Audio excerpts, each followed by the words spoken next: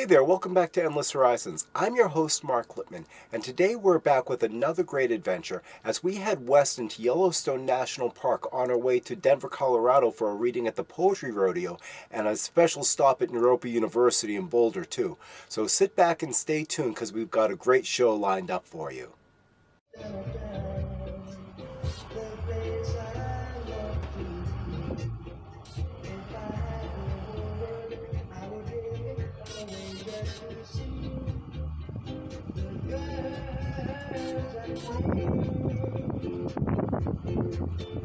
What's up, dude?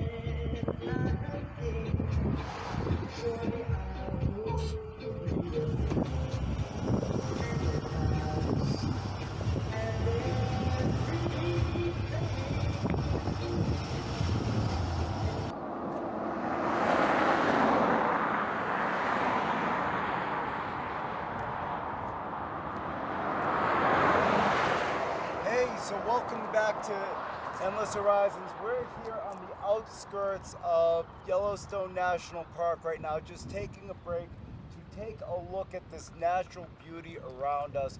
This is some of the most magnificent landscape I've seen in my lifetime, and that is saying something. We've got pine forests, we've got sloping hillsides going into these rocky crevices that just drop cliff face down. Then you got these mountains that are peaked with snow on top. What a beautiful world we live in, if we only take the time to see it.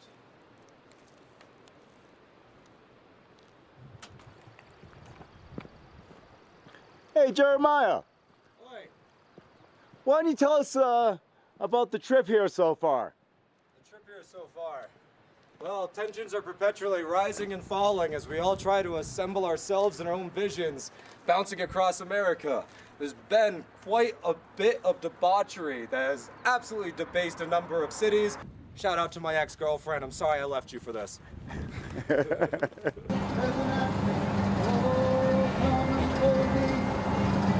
When I got to California, I signed up for university at Santa Monica College. Okay. 2 weeks in, I see the flyer, study abroad in Vienna. And I can see, violins being played on top of rooftops and all this stuff. I was like, I'm in. So I went and just took half a year and just lived overseas. And it was at the most electric time ever was 1990 when everything was opening up in the East. So I got just thrown into the deep end with, wow, what this world could actually be. And going overseas and traveling is such an integral part of expanding who you are as a person, to discover your own horizons of what's possible in your life. So I don't think you can really know yourself until you have enough to compare to in that sense. Well, especially just with how a self develops throughout the course of a developing human's life, Well said. That's exactly how it is. It's like, how do you know what you like until you discover what's out there?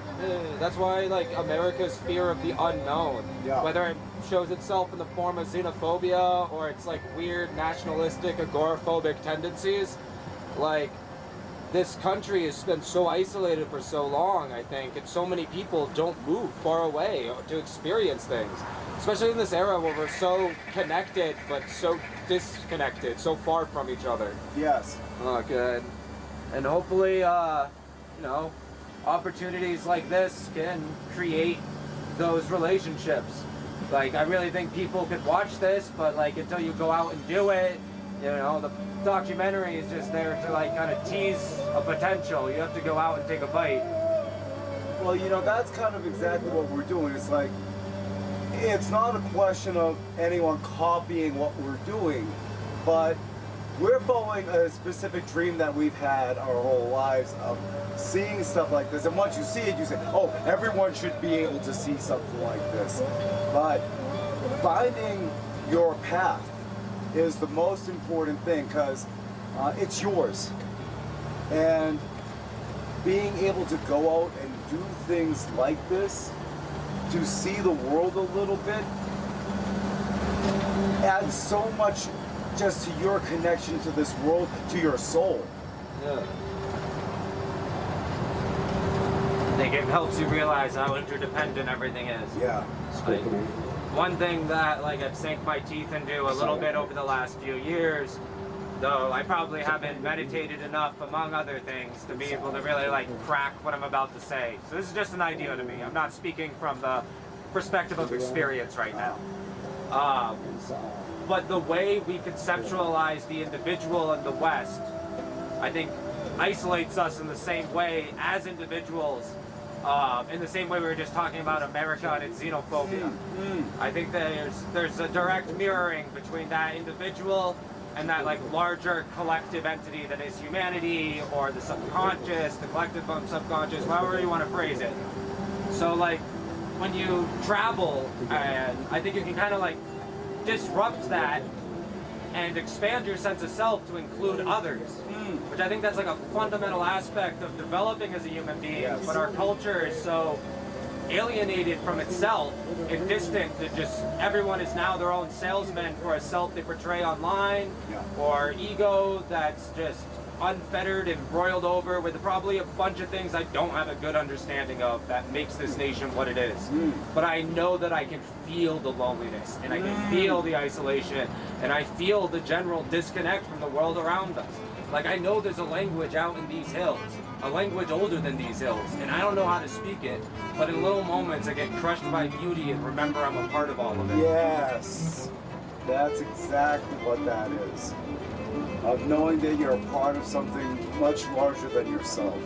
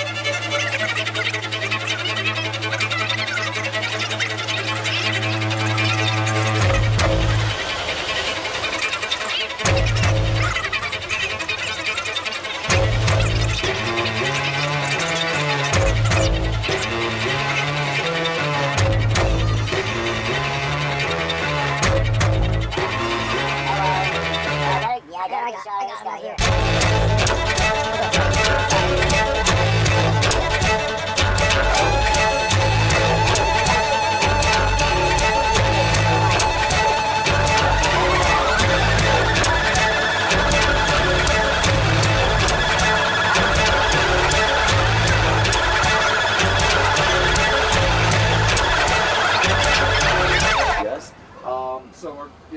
So we'll meet you back at the RV park. Where were the showers though? Oh, at the RV park? Alright, cool. Oh yeah. We're turning around now. We should be there in like 5 minutes.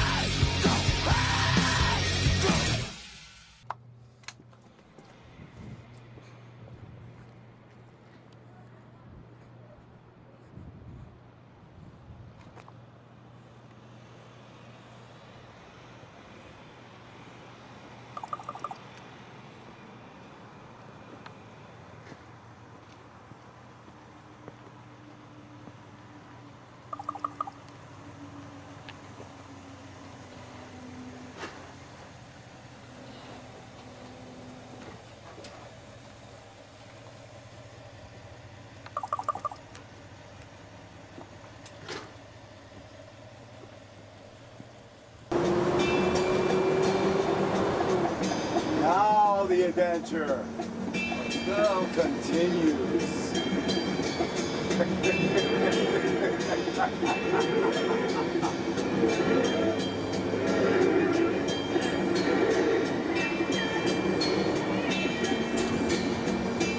Oh, fishing bridge. Hold on.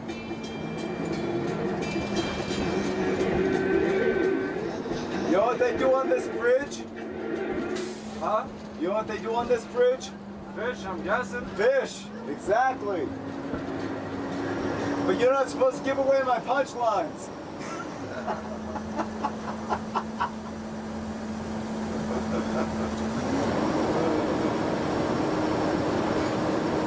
Yeah, Jeremiah? Yeah. I've compared you and I to the two jokers in the deck. That's reasonable. All I right? think that's a reasonable shuffle. We're gonna explore a bit. So we've got like an hour and a half, 2 hour loop that we're doing. Alright. Yeah. Sounds better, huh? Yeah, let's go explore. Let's go exploring. We're gonna go see those acid pits you were telling me about. I think that's near Old Faithful, maybe. I'm not sure. There's nothing as cold as the freeze in your soul at the moment when you are arrested. There's nothing as real as the iron and steel on the handcuffs when you protested. You raced through the night in the prison of fright as you head for the quicksand of questions.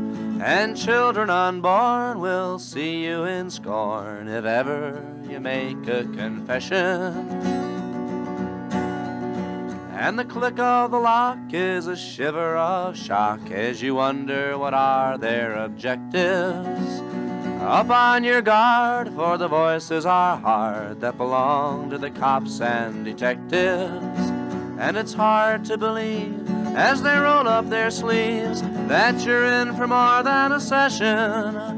And it couldn't be true, and it's not really you that they want to make a confession. You cannot conceal the confusion you feel as they steadily work to outguess you. And some will pretend they are really your friend who rally around to your rescue. With frightening force, your mind is divorced to give them the guilty impression. Every word that you hear is a weapon of fear to win the war of confession. The lights shoot a glare like bullets, they stare and burn at the base of conviction. And you squint and you blink and you try not to think of the cobwebs of contradictions. and your clothes will be wet with the rivers of sweat that tells the tale of the tension. And once in a while the clock has to smile as it counts the time of confession. The questions will rain and pour on your brain. With a proper speed they are driven. The circles they pace and the sneers on their face tells you no quarter is given. You can salvage your mind when the paper is signed and the crime is solved by oppression. But win, lose, or draw, it's the rule of the law to always work for confession. And the balance of scale seems distant and pale in the shadowy days of the trial. And sometimes they die with their name on a lie when it's all too late for denial. When agreement is full, the switch must be pulled and the chair leaves no hope for correction. But the chances are large he was guilty as charged. After all, he made a confession.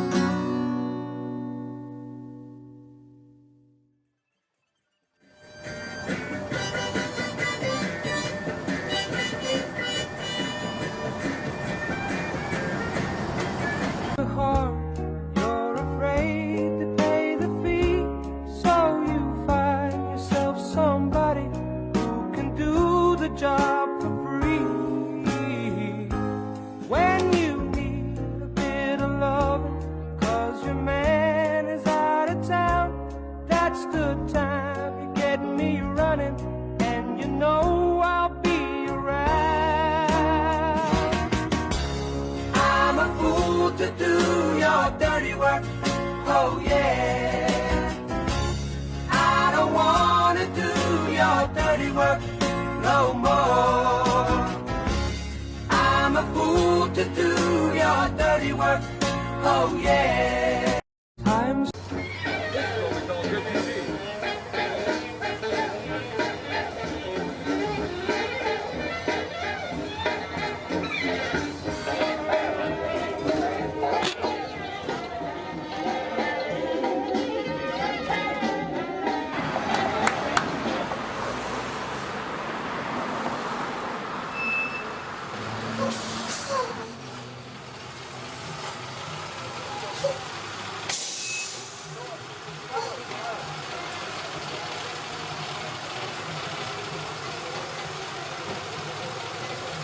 Naropa University, the Vagabond Poetry Caravan has arrived.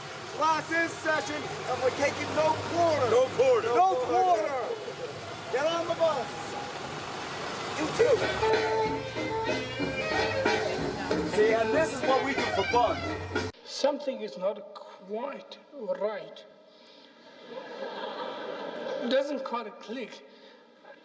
There's enormous energy, of course. Fantastic energy. But something doesn't click. That as if we missed the pilot light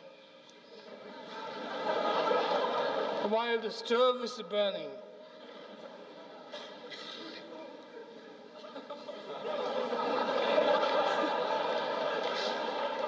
We could reignite our pilot light by respecting, trusting, acknowledging the tradition that we have already grown up, whether it is in nature of Eastern or that of the Western. It does not really matter. In typical daring fashion, Naropa started with a lot of inspiration and the mixture of so many energies. Cutting-edge thinkers in the arts, sciences, spirituality, writing, and music. The first Summer Institute in 1974, held in an old bus depot that's now the site of Alfalfa Supermarket, hoped to attract a few hundred people. Instead, more than 2,000 attended, an unmistakable signal that Naropa was an idea whose time had come. First summer was a leap into the unknown. Naropa's founder, the Tibetan Buddhist scholar Chogyam Trungpa Rinpoche, who had been teaching at the University of Colorado, had this strong desire to invite artists, academics, writers and poets, religious teachers to come to Boulder to basically come together in community. Naropa brought luminaries such as spiritual teacher Ram Dass, poets Allen Ginsberg, Gary Snyder, and Philip Whalen, anthropologists like Gregory Bateson, musicians John Cage and Jerry Granelli, religious studies scholar Reggie Ray, physicist Jeremy Hayward, and the list goes on. During that first summer session, Trungpa Rinpoche asked Anne Waldman, Allen Ginsberg, and Diane DePrima to create what would eventually become the Jack Kerouac School of Disembodied Poetics. Ginsberg described it as a way of educating poets about sanity, of teaching meditators about the golden mouth, and poets about the golden mind. The artist practitioner was powerfully evident in Naropa's early days. Trungpa Rinpoche very much saw the power of the arts in the relationship with artistic creativity and meditative awareness, and was intent on bringing that together. He laid out very clearly a meditative awareness journey through the arts. That art practice itself was our way into mindfulness and attention and awareness and skillful means and generosity and all the values of the traditional Vajrayana Buddhist path were available to us through the disciplines of the arts. By the late 1970s, Naropa was shifting from a festive summer environment to a credible year-round institution. From this humble beginning, Naropa became the first Western university to bring contemplative tools and techniques into a secular classroom, and academic programs like religious studies, psychology, and music flourished. Judy Leaf was named as the first dean of Naropa in 1980 and helped establish Naropa as the birthplace of contemplative education. If we are willing to work with ourselves, we can be of benefit to our fellow beings. The basis of training at Naropa is that when we look at ourselves, we begin to cut through preconceptions of what we might like to be, and we become willing to relate to who we really are. By the mid-1980s, nearly 1,000 students were enrolled in 200 courses and workshops, and a rapidly expanding number of academic programs. The school was on its way to accreditation, financial stability, and a permanent home.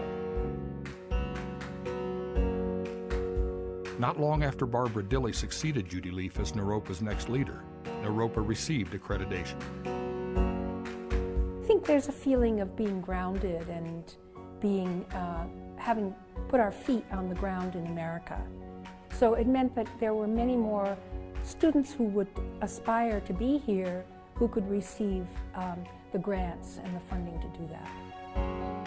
Education, in the true sense, is not just about acquiring information or skills or a job, but it's about a powerful transformation in which people leave an institution at a level where they're at ease with themselves, they know who they are, and they are inspired to take that into the world and make a difference. We have been on a 6,000-mile journey and landed here from New Jersey to read poems for y'all. So they're coming up soon. We're going to start with Damien Rucci.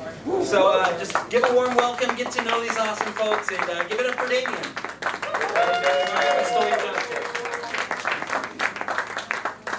Yeah. What is up, everybody? Can we make some noise for everybody who made this beautiful event possible? It's a real honor to be here. We've driven all over this country, 6,000 miles, and I've been wanting to come to this venue for over a decade. It's a real honor to be here. Anybody here ever been in a situation where people were like talking bad about you? Telling tall tales, spreading rumors and building myths, and you can't even defend yourself because it's all true? And worse, they even know half you really did. This is about that. It's called, and even if I did, so what? I guess you had me figured out. I never shot the sheriff, but I sure as hell broke the toilet. I prowled empty streets for baggies of white trash divine. I I breathed the Atlantic and I cursed the sky. I played Robin Hood so we could eat, and I'm not sorry I'd do it again. I've chased countries, sunsets never once to get to look back towards home. I went searching for myself and I got lost. I quit every job I've ever had. I've spit in the face of convention and paid the price of your own indignation. My head's been wet with the midnight dew. My shoes have run down from running away. I swing for home runs every chance that I get. I know one day I'm gonna hit the ball. I roll my boulders up and down suburban hills and search for honest men at twilight. I traded my teeth just so I could get off. Can you believe it? My tooth fairy is a tweaker with a heart of gold. I made best friends in fist fights and buried the myths I held sacred in unmarked graves in Indiana. I've been rich in fleeting moments and so poor I couldn't afford to pay mine to any of your concerns. I lost faith in myself and I found it, right where I left it, under all of my baggage. I walked into the belly of the beast and I came out of my hands. What I'm really trying to say is I don't regret a thing. Right on, that is Damien. Damien, give him a hand. Keep that applause going for our next poet. Another East Coast person. Put your hands together and welcome up Mark Littman. Give Mark a hand. That's my dad. Uncle! Uncle! That's my uncle. Are you bothering us poor people? The sons of another Whitman awake. Retake the word, retake the song. There's no time now for sleeping till noon in your shuttered rooms. There's no time now as New York crumbles beneath our feet, under the trampling of a nation of sheep. As Kabul is wiped off the map, as the Palestinian follows in the footsteps of the Native American, gone with the echoes of 1,000 mothers' cries, everyone asking, why? Not for freedom, not for democracy, but for a new kingdom ruled by philanthropy. Yes, blood is thicker than water, but not as thick as oil. How many must still be killed to keep the drills alive? Where are the new Ginsbergs, the new Dylans, the voices of a new generation with their cut-up jeans and backpacks? Where are all the great minds of today still roaming their dark alleyways?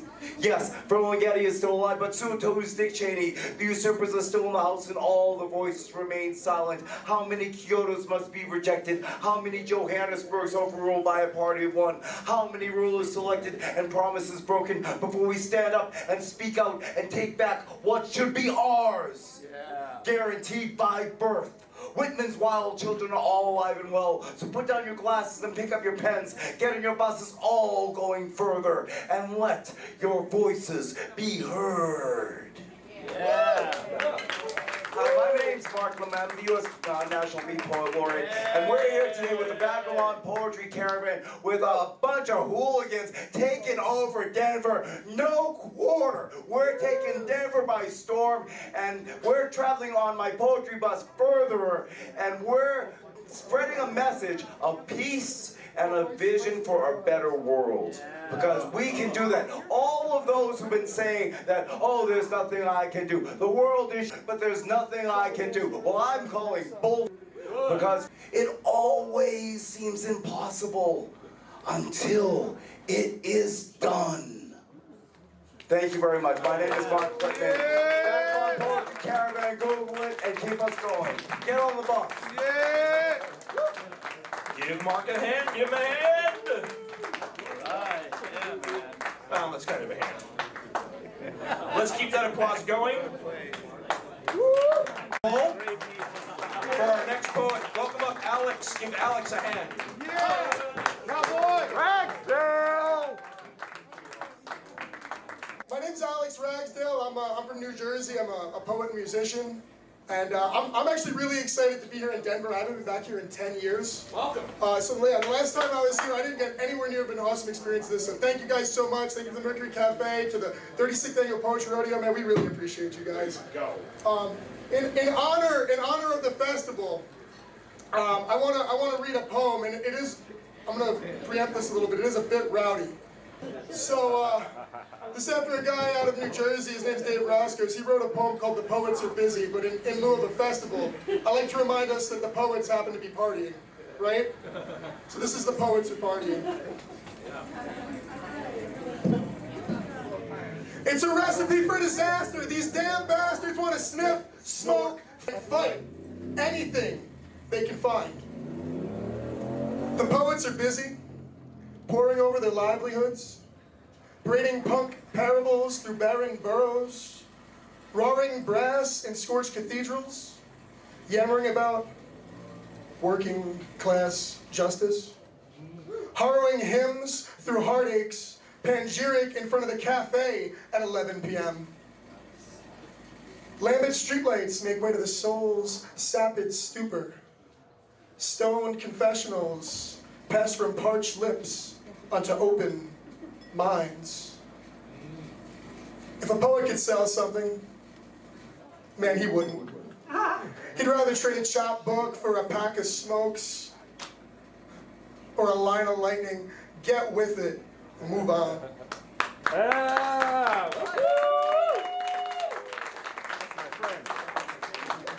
So as you guys have been hearing, we've been on this like strange cross-country adventure. We're 6,000 miles deep right now. It was only supposed to be 6,600 to LA. We got all up. And we're really happy about that. We made a lot of stops along the way, had a great time, seen America for what it is, seen its voice, you know, I mean, we've been out here. So, you guys ever been on a road trip before? Yeah. Yeah? Right now. Right? Oh, hell yeah, man, yeah, me too. Usually, you go on this road trip, you get all your friends together, and you're like, man, we're gonna have this really novel and amazing time, right? And you're gonna make memories, things you're never gonna forget, you know? And that's a beautiful thing, but sometimes, much like this time, it turns into some beautiful show while you travel across the country. And that's a lot like what we've been going through. So the next piece I'm gonna perform, it's about the last road trip I took across country. It's called You're Dead in California.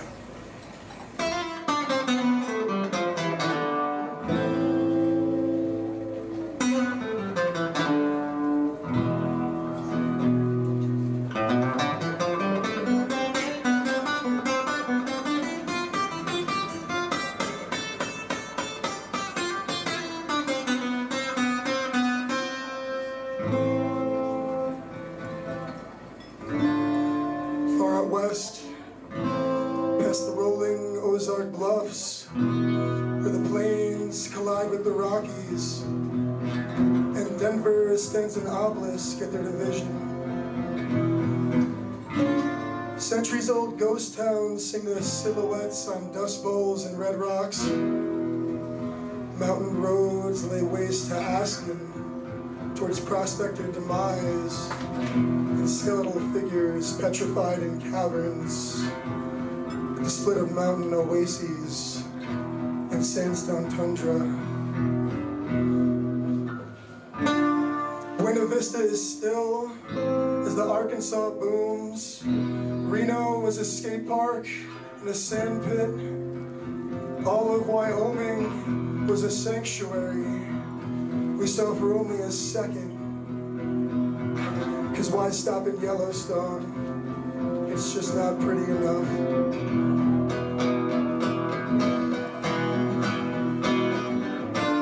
5 whole minutes at the Great Salt Lakes. Vegas would have robbed you all blind, but the Bay did instead. And the cartels in San Bruno, when there was no marijuana in the Mojave and Sedona, was just a joke to you. But I know a truth lies in the desert. Apache parables passed on Sienna sunsets, mirrored ages of my generation's curse, head of a yawning chief that my ancestors stole, that eagles flew off cliffs with Arizona's guides, and warhorse stride on Sterling approach, and silvered lakes, before giants ruled the land and the Moabites fell into the canyon.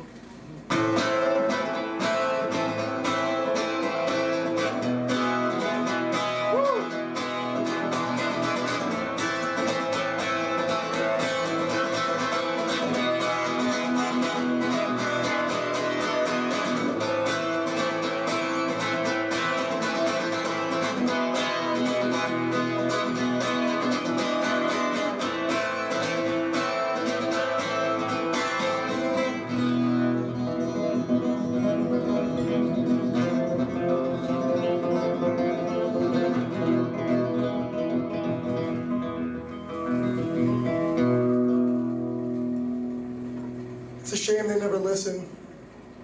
should have made more stops along the way. And I still remember you, our drunken angel, hung from that ceiling fan in that motel room when we were all too high on freedom. No one cared about anything else except for me, with a plane ticket home when I could not save any of you from your own undoing. How we all doing tonight? It's good to be back here. It's been a decade since I have been on this stage. I was a sweet baby boy, fresh to the road, maybe a year out running a traveling bookstore, bouncing around America, and it has been a long time since I've had the opportunity to really hit those roots back. And the debauchery really did slip on like a well-worn pair of slippers onto these souls. Amen. So I'm really grateful to be here. Please make some noise for yourselves. Coming out here, making art, being a part of something larger than yourselves. Oh, we're all depressed this going into the poem. Y'all hold on, you hungry too? Is this a room of people who have been in love? Woo! Yeah, let's try. We're shy with crowd participation. We're gonna warm up because the next one was a lot more. So, we've all been in love. Any of y'all been in a codependent relationship? Every time. Now, did anybody have a little guilty part of their heart? Just a tiny little sliver that found the codependency kind of spicy? Every time. Hell yeah. This poem is called Hellbound and Hungry. Woo! Woo! Because my love is a parachute. Neither of us are going to stick the landing. But the view. The rush of wind in our hair, dice in our eyes, laughter in our hips. We are in free fall in all of Sonora. Tumbles, sawlight yellow, saguaro green, big open blue in all directions as we whip through clouds like great big gray brains. Remembering, leather jacket Miami midnight, where we unlatch the back door of some suburban art collective and eat chorizo cubanos seasoned with petty theft, drink their IPAs, fuck and flee when the lights flash sick white, revealing my pale ass, your tattooed breasts, and that flat-faced security guard yelling, "You can't keep this up forever!" We don't need forever. We know Earth is rushing to meet us. We know patches on our parachute won't hold. We know Alabama flea market corn dripping butter down our chins and bruised coast, yellow lines and tire marks, painted desert, the smell of a Denny's in 3 a.m. Reno, and how afraid sky stars are of LA. But when America's neon hieroglyphs fade in the rear view and we are wandering Oaxaca's jazz-cobbled streets, those sky stars lean closer when you lay your head on my chest and say, "We can't keep doing this forever." But our view, our rush of wind in hair, dice in eyes, lion on our breath, lives we leapt from cruise away at 20,000 feet, and their engines' roars mark our hearts with wildfire hunger. And fire, it just spreads through touch, and all we're holding on to is each other, and we know gravity is not afraid, but we're going down swinging. And before we land, I just want to say,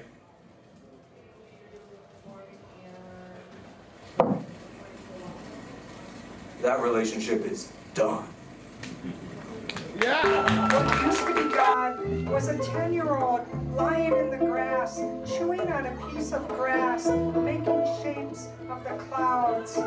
But now God is a decrepit, forgotten, faded white Lincoln rose in the White House gardens before they were paved over in November 2024. The poem rises up into lukewarm pour over. The poem rises up into rain on the rocks. The poem rises up into Long Island Sound at low tide. The poem rises up into the forest after the rain.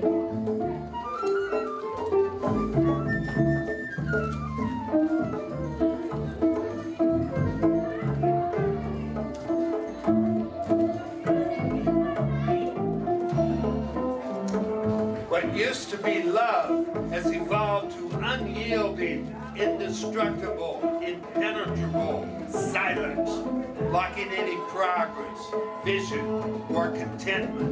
What used to be embraceable warmth has degenerated to cool, icy cold disengagement. The poem rises up, and now it's time to kill or die. The poem's hand twitches, the poem's palm sweats, and in a single flash grips the cold steel of gunmetal at its hips. What used to be God was a total dictator, filled from feet to head of the arms of corruptions. You were afraid to fight.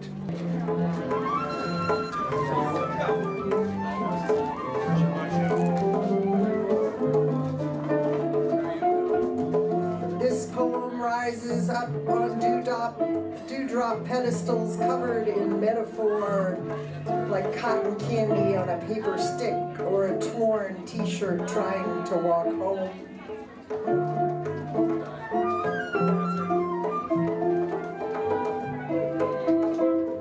What used to be God was a June wedding, white chiffon with more bridesmaids than could fit on the dais, and has now become a summer no kings protest across this country on Flag Day.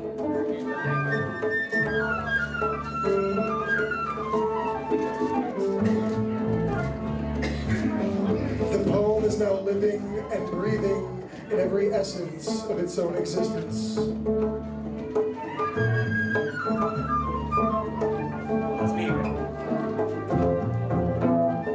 What used to be God is now bullets. What used to be love is now exploding powder. And your head, which used to be God's love, was now puddling in the dirt like blood pudding. The poem rises up into a constitution, a Bill of Rights, a Declaration of Independence. The poem rises up into a vow, an oath, a pledge. The poem rises up into love, integrity, commitment. The poem rises up into safety, security, freedom. This poem rises up from 16 lines of text with no meaning, from turquoise rings around the moon, and then settles down into a perfect replica of discernment. The poem rises up. If we talk about the weather, then we talk about the weather of us all. We talk about the disappearance of snow before our very eyes. We talk about the year that Denver became Seattle, the year it drowned in the tears it didn't know it had. If we talk about the weather, we talk about what we see when we turn our view to the horizon. We talk about the dead deer on the side of the rain-slick highway, where beyond the thin margin the charred trees talk all day and all night about the weather. When we talk about the weather, we talk unimaginable sorrow, the weight of the pain that we have held forever upon our shoulders, the long wait that just might break the sky as we know it. If we don't talk about politics, there will be nothing left to say. Eventually, our hands will disappear before us. Eventually, we will unlearn each other's names. Someone's name, which carries the story of the shoemaker before them who made shoes for the boy soldiers on the eve of the war. Someone's name, which carries the heavy branches of the olive tree left behind along with home. Old worlds and the new worlds that are born with a family name, like a photograph within an inherited locket, our names may carry the name of another. The great-grandmother who said no when no one ever taught her that no was the most important part of her name. Who said no when she was told don't talk politics. Who said no to the storm that was bigger than her, but not bigger than the stories we amass when we open our mouths to share and to feed.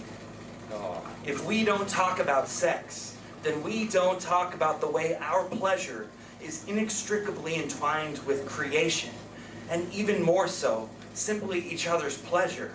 We don't talk about the way that we came to be here, nor the abundance we hold in our naked bodies. These are the songs that are hidden behind the wars of tyrants. These are the songs sung by the innocent in quiet rooms with a wall between them and the bombs. If we don't talk about religion, then we just might forget that we pray to the same God. And that God is the mystery. That God is the path. That God is the past. That God who is calling upon us now to speak the words that cowards pay good money to not have to hear. Guys, this is a public service announcement.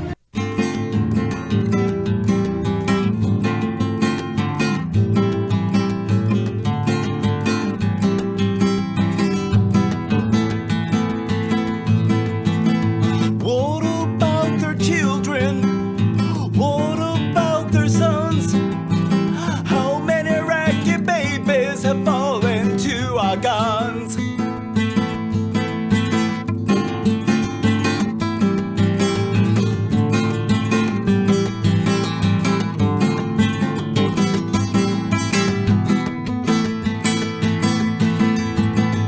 How can we say it's freedom?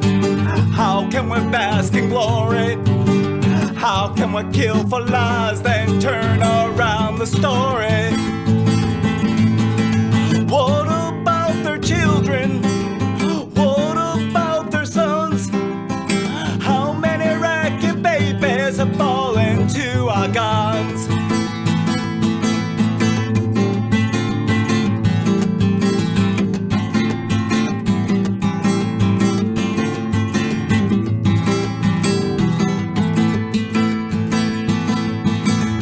Have you ever seen a cluster bomb explode in your face?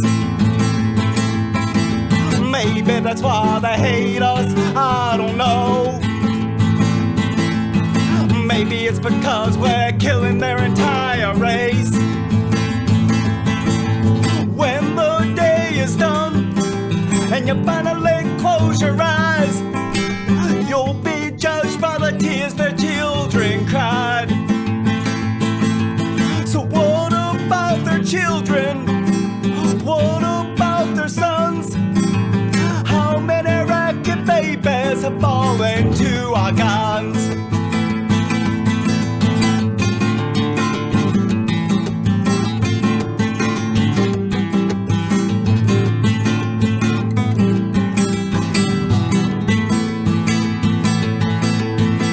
Once there was a king who said the best way there is to rule is to do unto others as you'd have them do to you. So when the day is done and you finally close your eyes, you'll be judged by the tears the children cried. So what about their children? What about their sons? How many ragged babies have fallen to our guns? How many ragged babies have fallen to our guns? You'll be judged by the tears the children cried. You'll be judged by the tears the children cried.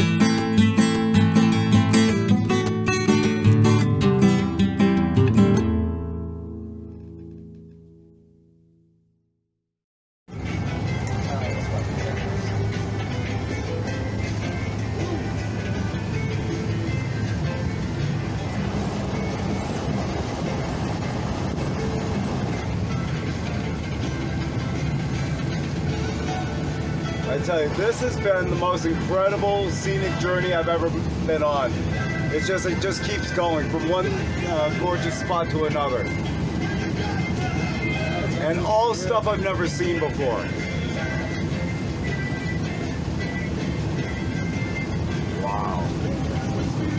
And this is just the beginning of it. Thank you so much for joining us today on Endless Horizons. And make sure to tune in next time as our poetry caravan heads south into Taos, New Mexico for a special reading at the Somos Writers Center. But until then, remember to follow your dreams and keep your eye on the horizon.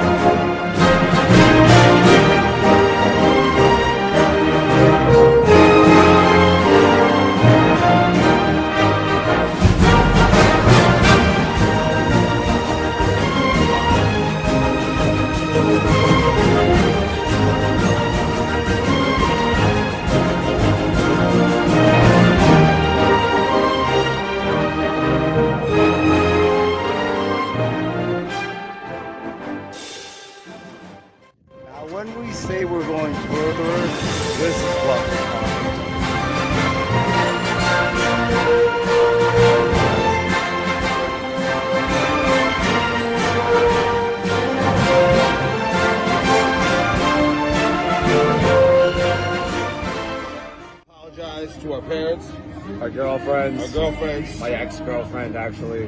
All of them. And all local elected officials, parish leaders were like... Any pictures taken in New Orleans were photoshopped. I've never even been there before. So I don't know if you can see those clouds behind us, but we're being chased by storm clouds right now. The wind is picking up. It's getting rocky through the Rockies, and I don't know if we're gonna make it. We might just die on this adventure. This is what we do to bring poetry to you.